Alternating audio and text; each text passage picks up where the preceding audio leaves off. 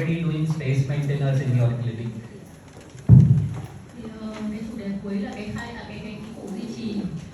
Thì ở đây có bao nhiêu bác đã sử dụng cái kỹ cụ duy trì do cái con mất này ở phòng khám rồi ạ?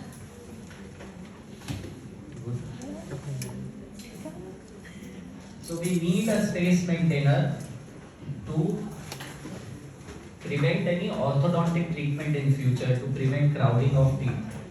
So after premature loss of a primary teeth, you give a space maintainer. Thì mất răng sữa sớm thì nó sẽ, nếu như mình không giữ vàng thì nó sẽ để lại rất nhiều cái hậu quả. Thì trong đó là còn ngoài cái việc mà sai khớp cắn ra thì nó còn có rất nhiều những cái vấn đề khác, ví dụ như là căng ống chết ở vai, hay là cắn chéo, hay là mất mọc lạc chỗ, hoặc là tương quan răng khối khác nhau, nó thay đổi. Thì khi đó thì cái việc giữ vàng là cần thiết.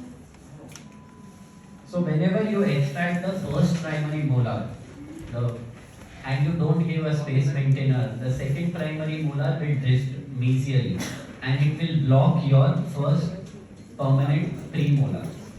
Thì khi mà mình nhổ cái răng sữa, cái răng hàm sữa sớm, mà khi mà nó chưa đến tuổi 2 ấy, thì các cái răng ở phía sau nó sẽ di gần lại, và khi đó thì nó sẽ khóa cái đường lên của cái răng vĩnh viễn. And when you prematurely extract the second primary molar and you don't give a distal shoe space maintainer, you will block the second premolar. Tương tự như thế thì với cái răng nang sữa, thì khi mình nhổ nó sớm trước tuổi 2 thì cái khoảng trống nó cũng sẽ bị các răng nó di chuyển đến và nó chiếm chỗ, thì làm cái răng vĩnh viễn nó không lên được nữa. So today we will discuss the two important space maintainers, that is the band and loop space maintainer and the distal shoe space maintainer, which can be done in single sitting without taking any impressions or laboratory work.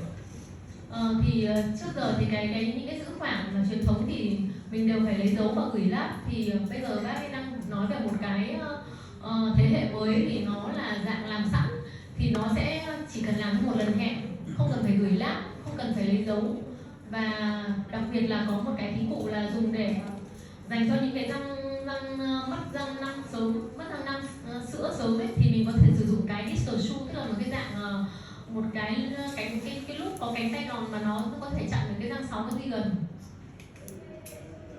So this is the way you do the space maintainer in your day-to-day practice. Like you do the banding, then you take an impression, then you stabilize the band. So this again, taking an impression is challenging in a child patient. Stabilizing the band also, the band can move. So there can be error by placing the band, while doing the wire bending, while pouring the cast. So, and this will take 1 to 2 weeks. And the maximum space loss after extraction happens in the first 24 hours. So you need to give the space maintainer immediately after extraction. Đây là cái phương pháp mà làm cái giữ khoảng truyền thống, là mình phải lấy dấu, rồi mình thử ven, rồi mình đổ mẫu gửi lab, thì tất cả cái này nó đều là thách thức.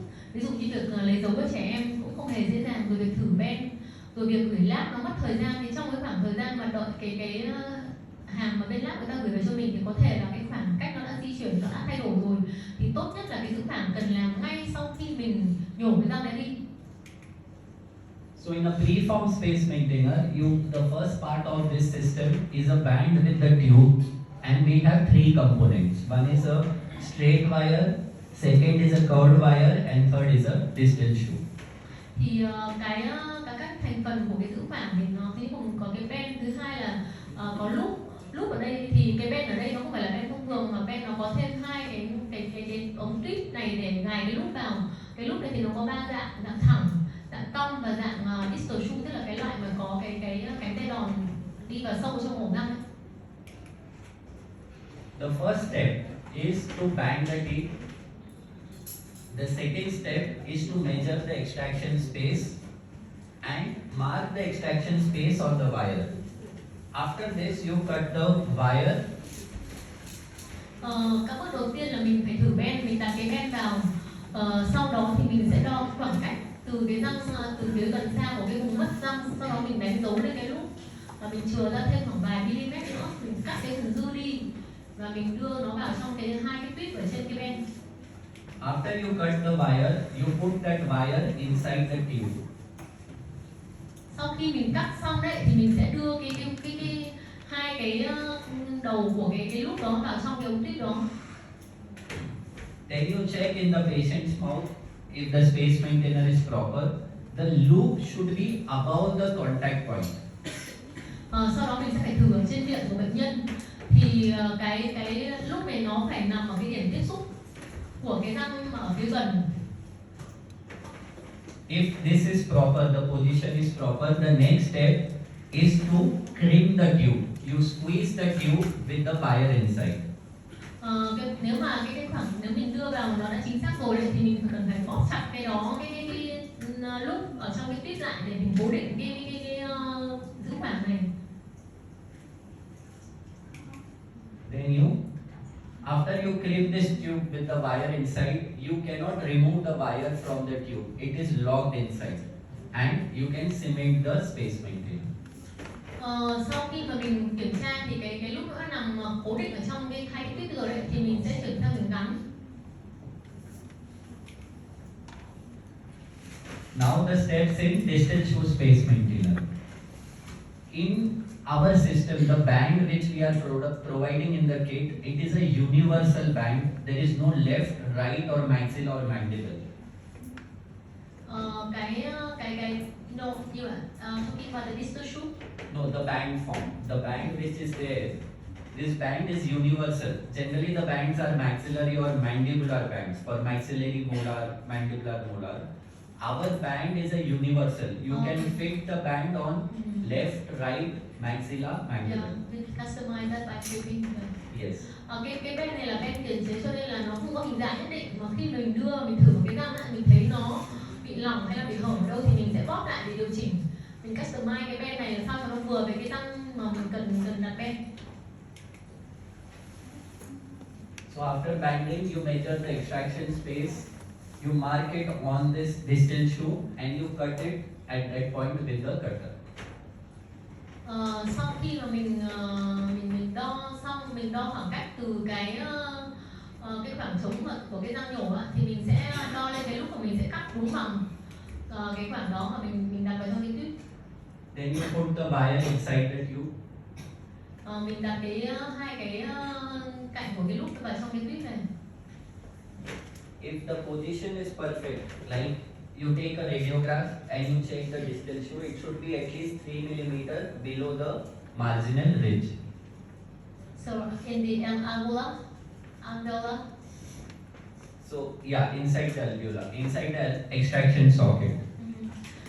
Cái distal shoe này nó có tác dụng là chặn cái răng 6 nó di gần, cho nên là khi mình trước khi mình gắn mình phải chụp X-quang để mình đánh giá xem là cái đuôi của cái lúc cái nơi mà cái cánh tay đòn nó đưa vào trong ổ răng đấy, xương ổ đấy, là nó đã chạm vào cái răng 6 hay chưa, thì nó phải nằm dưới cái bờ trên của cái mặt răng là 3 mm.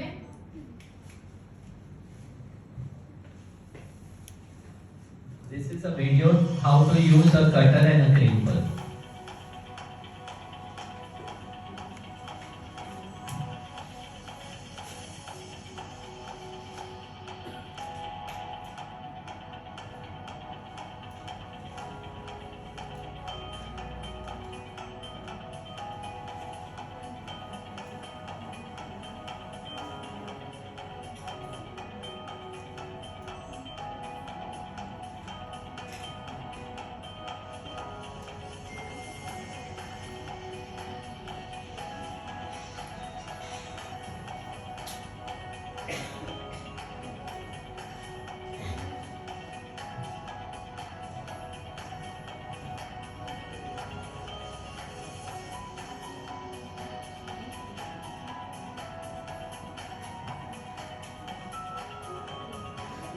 Người dùng có giải thích sang một cái đấy là khi mà mình đánh dấu thì mình là cái chiều dài của cái lúc đấy nó phải bằng với cái khoảng cách của cái vùng răng mất, và cái diện cắt mà khi mình cắt ra thì nó phải là vuông góc với cái lúc chứ không phải là một cái cách vắt.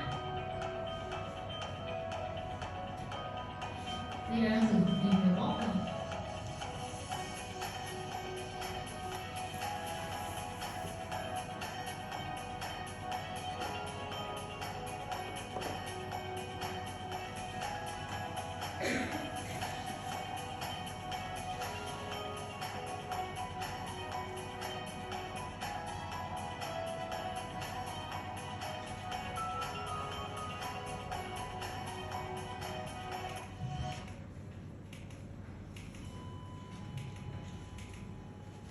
So these are the clinical cases. Like after the extraction, to control the bleeding, you give a sterile cotton pack, pressure pack, and wait for 15 minutes for bleeding control. Then you can do the space bleeding. Đây là một cái ca lâm sàng, tức là sau khi mình nhổ cái răng uống sữa đi rồi ấy, thì mình kiểm soát chảy máu, và đến khi máu đã cầm rồi thì mình sẽ tiến hành các bước để thử và lắp cái ven giữ tản. In the radiograph, you can check how much the wire has gone inside the tube before you crimp. Khi mà chụp X-quang thì mình có thể nhìn thấy là cái phần mà cái loop ấy nó đi vào trong cái tuyết ở mức độ như thế nào trước khi mình gắn, trước khi mình cố định nó lại. This is one more case where a straight loop has been used to do a back and loop space maintainer. Đây là một cái trường hợp mà sử dụng cái loop thẳng này. One more case of a back and loop space maintainer. So this is a case of back and loop space maintainer immediately after extraction. Cái này là một cái ca mà cũng là làm ngay sau khi nhổ răng. So here if you see in this case, the crimping which is there, it has been done at 3 positions. So even if you do at one position, it is okay, or 2 or 3 positions. So it is up to you to crimp it at one location, 2 or 3. Thì trên cái lúc trên cái thứ khoảng thì mình nhìn thấy là cái điểm tiếp xúc giữa cái lúc với cái men ấy thì là có tận 3 vị trí bị bấm kìm. Thì bác nói là cái này nó không quan trọng lắm, tùy vào mình làm như thế nào mình thấy nó hợp lý là được, có thể 1, 2, 3, miễn làm sao cho cái lúc nó không rời ra khỏi cái ben là được. Now this is a case of distal shoe space maintainer. After extraction, a distal shoe space maintainer has been given to guide the young permanent molar in proper position. Đây là cái trường hợp X-quang, mình chụp X-quang những cái ca mà mình nhổ răng 5, sau đó thì mình dùng cái distal shoe để mình hướng dẫn cái răng 6 nó mọc, là để nó không di gần vào chỗ cái răng 5 vĩnh viễn ở dưới. This is a distal shoe in the mandibular arch. Đây là một cái distal shoe ở hàm dưới.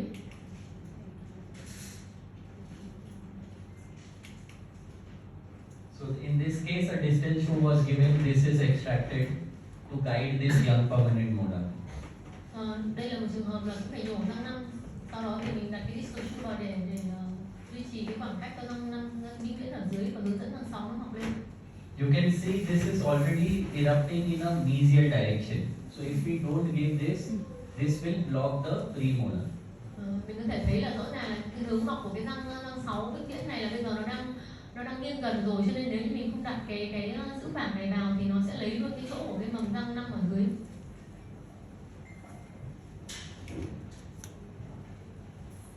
So where to crimp? So always crimp at the open end or in the center. Never crimp towards the joint end. If you crimp and the wire is not there inside the tube, you will cut the tube. Cái lưu ý mà khi mình bóp cái lúc này vào đấy là mình phải bóp ở gần nhất cái vị trí mà tiếp xúc với cái tuyết, chứ mình đừng có bóp gần về cái ben quá, thì ở đó nó rỗng mà, tại vì không phải lúc nào nó đi vào hết, thì có thể khi mình bóp thì nó có thể làm gãy cái tuyết ra thì mình không gắn được nữa. So there are many advantages of doing this space maintainer. No impressions. If you are doing a general anesthesia, you can complete in one sitting. There is no laboratory error. At the same time, it is cost effective. Đây là cái so sánh giữa cái làm sẵn, cái chụp làm sẵn, và cái thứ hai là cái gửi xưởng. Thì khi mình làm tại phòng khám ấy, thì nó rất là dễ dàng. Khi mình vừa mới gây tê nhổ răng xong ấy, thì mình cứ tận dụng cái tác dụng của thuốc tê để mình làm luôn cái giữ khoảng cho bệnh nhân. Nó chỉ cần làm cho một lần hẹn, không phải lấy dấu. Bệnh nhân thì rất là hài lòng, và đương nhiên thì cái thu nhập nó cũng sẽ tăng lên. So whenever the premolar will erupt, the band will become loose, and that time the patient will come to you and you can remove the band. Thì là cái giữ khoảng nó chỉ có tác dụng đến khi mà cái răng vĩnh viễn là nó mọc lên thôi. Thì nếu như bệnh nhân mà người ta phát hiện ra được ấy, nếu mình không gọi người ta quay lại tái khám định kỳ mà người ta vẫn có thể phát hiện ra được ấy, thì người ta sẽ quay lại, người ta sẽ đến nói với mình và mình sẽ tháo cái lúc này ra. And during the follow-up, you check for the oral hygiene of the patient. You motivate them to maintain more oral hygiene and apply fluorides. Trong suốt cái quá trình mà mình sử dụng cái thuốc vàng thì mình phải lưu ý cái vấn đề vệ sinh răng miệng cho bệnh nhân, và nếu cần thiết thì mình bôi thêm cái fluoride để đảm bảo, tại vì thật ra gắn ben như thế này thì cái nguy cơ sâu răng nó cũng là gần như là hiện hữu thường xuyên. So there is a research which compares the customized one with the prefabricated one, and it says that the prefabricated one is more rational and economical when you compare to a laboratory one.